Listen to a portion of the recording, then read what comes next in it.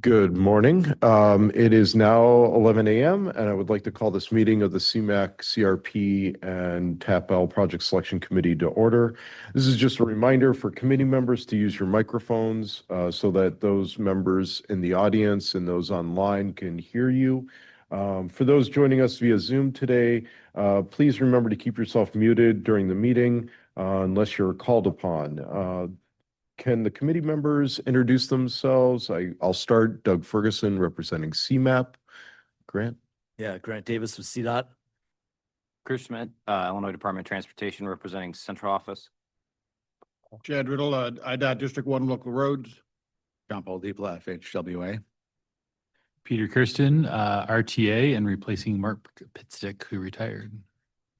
Scott Hennings with McHenry County, filling in for Tom Rickard. All right, thank you. There are no agenda changes in the announcements. I'd like to welcome Peter to the committee as the representative for transit. Moving on to the draft minutes from May 14th. Draft minutes were included in the meeting materials. I would entertain a motion for approval. So moved. Thank you. Second? Second. Thank you.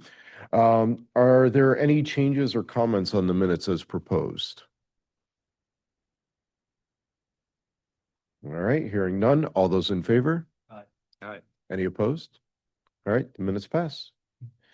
Program monitoring. The program monitoring sheets for all three fund sources were included in your materials for your review. Are there any questions on those? All right, hearing none. The CMAQ Programming Summary and Obligation Goal Report was included in the materials for your review. As of July 9th, the region has obligated $120.8 million in CMAQ funding, which would leave us $6.5 million short of the annual statewide apportionment for CMAQ. So we're a good way in meeting our goal and spending down some of the unobligated funds that we've built up. Are there any questions on the report?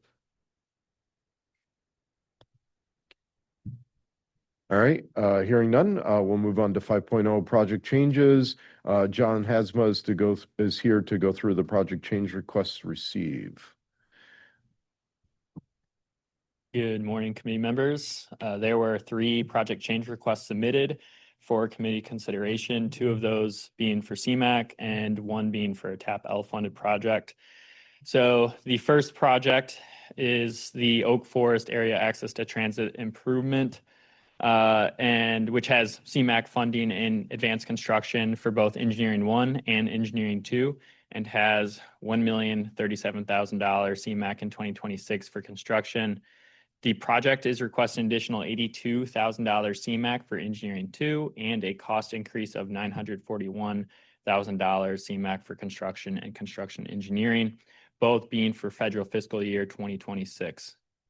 The increase is a result of updating estimates using 2026 costs, using pricing from similar projects that have been being built. And then since the request includes a cost increase, the project was re-ranked among access to transit projects included in the 2016 to 2020 program, and it dropped from the 3rd ranked project to the 4th, but remained ahead of 2 funded projects. As such, staff is recommending approval of the requested cost increase for Engineering 2 and construction. The second request for consideration is the Midlothian Metro Station Access Improvements Project. This has $91,200 CMAQ in advanced construction for Engineering 2 and $461,600 CMAQ for construction that's currently in deferment. The project is on track to submit final plans later this month, and that would put it on the November 2026 state letting, which is the last letting for federal fiscal year 2026 authorizations. So as such, the project is requesting a reinstatement of its construction funding in federal fiscal year 2026, and staff's recommending approval of the requested reinstatement in 26 for construction. And then moving over the TAP-L project change request. This is the last one, and it's for the Forest Preserve District of Cook County's Des Plaines River Trail project. This is for segment 7 of the project, which has $9,919,200 tab L programmed in federal fiscal year 2027 for construction currently, and the project is requesting a schedule advancement for construction into federal fiscal year 2026. Final plans were submitted to IDOT in June of this year, and the project is on track to be on the September 2026 state letting. Staff is recommending approval of the requested schedule advancement of the $9,919,200 tab L from 27 to 2026. Those are the 3 project change requests before the committee today for consideration. Thank you, John. So the staff recommendation is approval of all 3 changes as requested. Do I have a motion to approve? Thank you, Grant. Do I have a second? Second. Thank you, Chris. Are there any questions on the changes as proposed?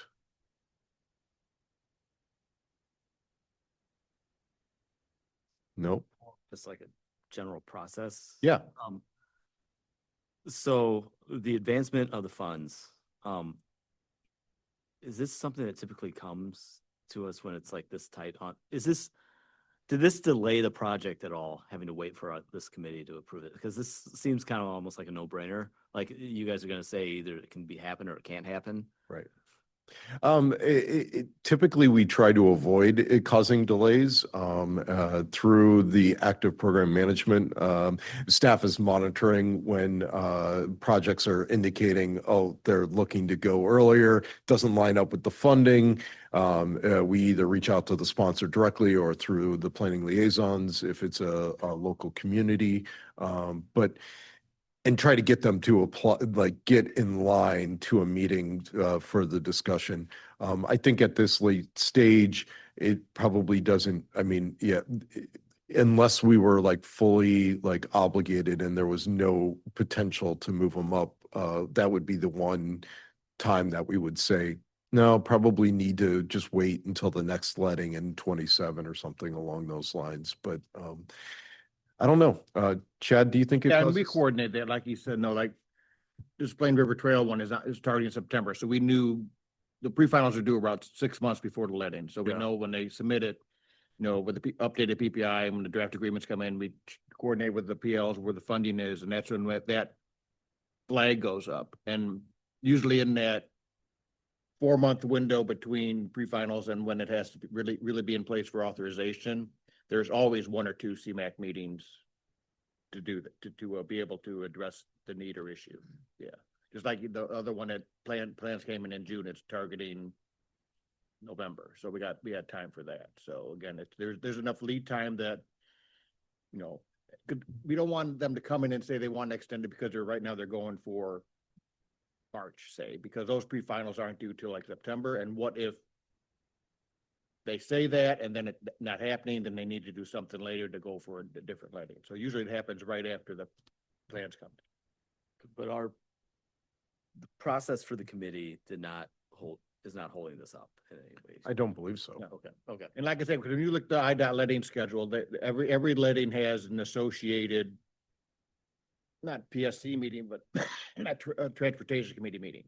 Or if there is a tip change that has to occur, that falls within the window that it is allowed to occur prior to anything with the agreements and the authorization. Okay. And when we set up these meetings, we're looking at like the tip changes, like you'll notice we have a tip or TC meeting in 2 weeks. So yeah, we tried to make sure that like we're tying those together with our meeting schedule. Thanks. Yeah, Chris. Just me trying to better understand TAP L. So 9.9 million. How much you guys normally get a year? Just over 20, I think, is our current. Okay. So what does that do for like fiscal constraint? Is that going to make a huge? We're going to have to move some stuff around, but there's stuff that's currently programmed in 26 that can drop into 27. And that's because the updates from those sponsors have shown you that? Yep. Okay. Yeah. And if they don't show us that, we sometimes reach out directly to the sponsor to get clarification. But like, if everybody would have given you the say, oh yeah, we're on time, or had shown evidence of that, this probably would have been one that you guys would have, staff would not have recommended. Yeah, there's also, due to the fact that most authorizations for these three fund sources go into AC to begin with, then like that's how we, like, it wouldn't really affect like the actual like fiscal constraint in the Okay. tip. Very It good. would affect it from a programming standpoint initially, but then once it gets authorized, it's then in AC status and Okay. yeah. And we're playing that game of always trying to have more, like enough in AC to be converted in the following year into actual obligations. Okay, that makes sense. I couldn't remember the number, so 20 seems right. I mean, obviously you would know that. Yeah. I would hope. Thank you. All right, so there's a motion on the table to approve the cost changes as proposed. All those in favor? Aye. Any opposed? All right, the changes pass. Thank you. All right, moving on to the federal fiscal year 2028 to 2032 CMAQ and TAP-L program development. We have a few additional items to discuss today for the upcoming call, but just kind of as a scheduling thing. So once we get the input on these last couple of things, we will prepare a memo with all the changes to the proposed methodology for the upcoming call and bring it back to you at your August meeting for approval that we can proceed with the methodology as proposed. So with that, we'll jump right into the direct emissions reduction. You may remember at our last meeting, it was brought up that the benefits to sensitive population scoring, the US EPA data that we were using to evaluate that criteria is gone, and we don't have access to it.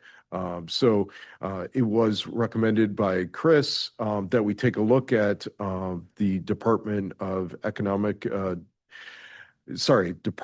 of Commerce and Economic Opportunities underserved area designations as a potential replacement.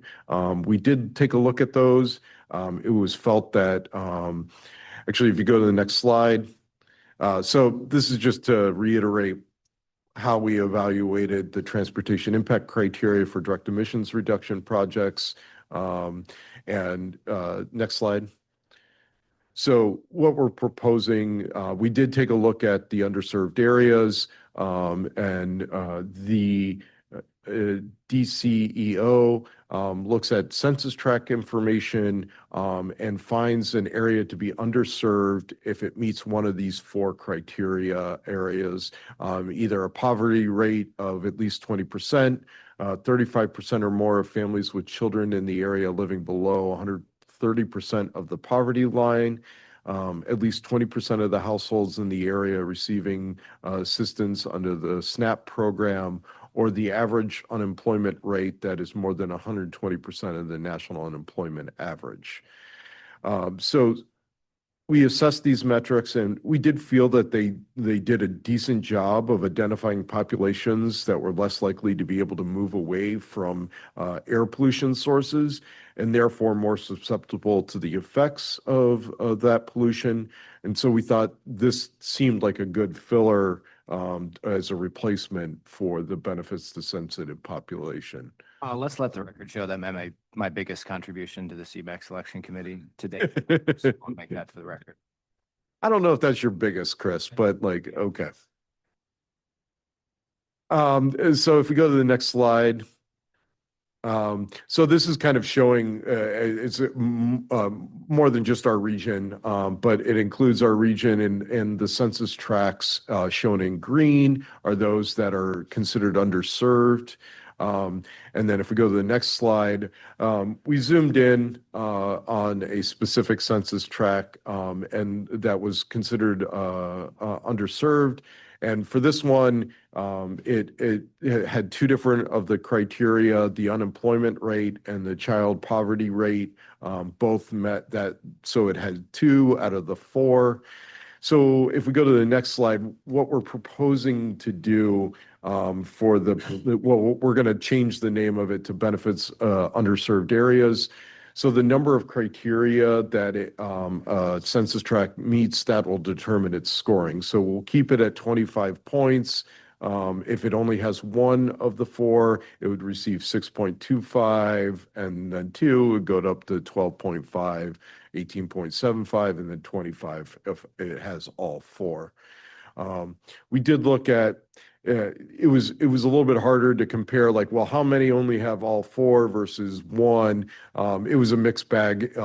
There was also no way to download the information to sort it, but there were approximately 46% of the region of the census tracts in the region fell under this. So it was comparable with what we saw with the benefits to sensitive population. Yeah, Chris. So we have a pretty good working relationship with DCEO. So if that downloadable data set is something that you would find benefit in, I'd be happy to work with our counterpart to try to get that to you in some Yeah, format. that would be something that we would be interested in. Great. So with that, I'm interested to hear what your comments or if you had questions on using this. Now, this is only for those projects that are submitting as direct emissions reduction projects. So those are technology, fuel, and vehicle projects, such as Metro's electric locomotive program, or the CTA's electric bus program. So those are the types of projects that we're talking about. Any comments, concerns? Well, I'm assuming that we're comfortable with this going forward. I think as we continue, we will be trying to make sure that this is something that that one meets the intent of what we're trying to get at here for future rounds. So there may be potential changes after this first go around using this, and we'll make sure that you're all aware that we have some concerns with this as we're in the process of evaluating projects as well. I just wanted to say, to the benefit of the folks that are here new to this, if there was maybe more background historical context that you could give on as to what we're doing. I know when I joined the group, there would be meetings where things like this would be discussed, and I would be very feverishly trying to figure out exactly what it is that we were talking about. And I'm not to say that the gentlemen on the other side of the table are going through that currently, but I didn't know how much background they had on what exactly we're doing, why there's a scoring metrics for direct emissions, what that scoring does to the overall project selection process. I didn't know how much that, I didn't want to prolong the meeting, but I didn't know if that would be a benefit to you guys at all. Well, I will say Peter and I met earlier this week to talk over some of the high level stuff. I figured there's going to be future discussions to dive more into like some of the project selection. I mean, we allotted 30 minutes for our conversation. So like we were just covering kind of the surface of this committee. But I'm going to be reaching out with like further information on this overall scoring process.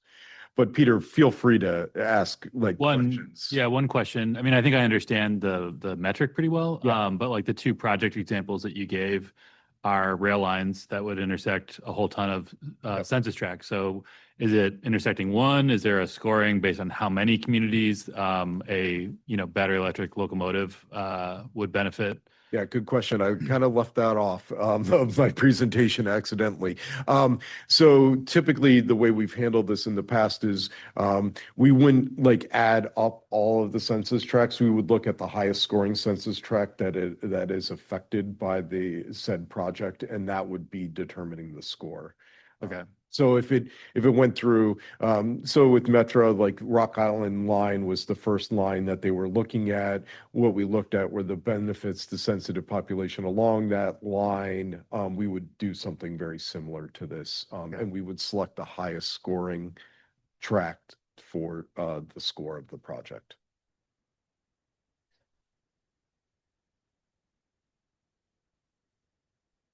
All right. Well, let's move on to the inclusive growth and disadvantaged community scoring. As some of you may have known, the disadvantaged and somehow my slide got changed, and it was probably my fault, but the disadvantaged community scoring, that was something that we did as part of meeting the Justice 40 requirements. That requirement has gone away. So has the disadvantaged communities information has all disappeared. So while we're not proposing any thing to take its place, we are recommending, if we go to the next slide, to drop the disadvantaged community scoring from the overall scoring. So here you can see the current scoring that was approved with cost effectiveness of air emissions reduction at 50 points, the transportation impact criteria at 30, equity, which was the combination of the inclusive growth score and the disadvantaged community score at 20 points. We are now proposing to drop the disadvantaged community, which was 10 points, and reapply those 10 points to the cost effectiveness of air emissions reduction. Prior to doing the disadvantaged community, this is the way it looked, and we would be looking for your approval to go back to this way for right now instead of trying to replace it. I would add, if you were here for the STP meeting, I talked about work is underway for the development of a tool that we hope will replace the inclusive growth scoring and consider other equity pieces.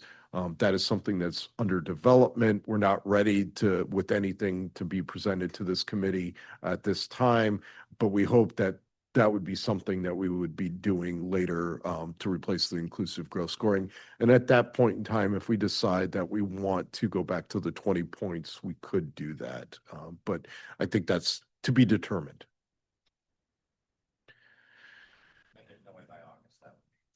Oh, no. We're just kind of fleshing out the project right now. Yeah. And this is something we're doing agency-wide. It's not just specifically for it could also incorporate the cohort piece that we look at. So we evaluate projects that are found to have or communities that are applying that have are a hardship and are rated as cohort 4 communities can apply for exemptions for the phase 1 engineering funding or to request 100% funding using toll development credits. So that could be wrapped up into that as well, but to be determined. Are we comfortable going back to the scoring that we had done previously? No, so that goes to the memo that we'll present at the August. We'll detail all of this and then ask for final approval with all the other changes that we've proposed to the methodology to date. All right. Obviously, if you have concerns come up after this meeting, please feel free to reach out to myself or John Hadsma, and we will take a look and make sure that we're addressing your comments as we're proposing. So with that, moving on to other business, is there any other business that members of the committee wish to bring forward? All right, we'll move on to public comment. Does anybody from the audience wish to address the committee? For those online, please use the hand raised function and staff will call on you. Is there anybody from the audience? Not seeing anybody online? Okay, none. Item 9.0, our next meeting is scheduled for August 27th at 11 a.m. following SDP Project Selection Committee.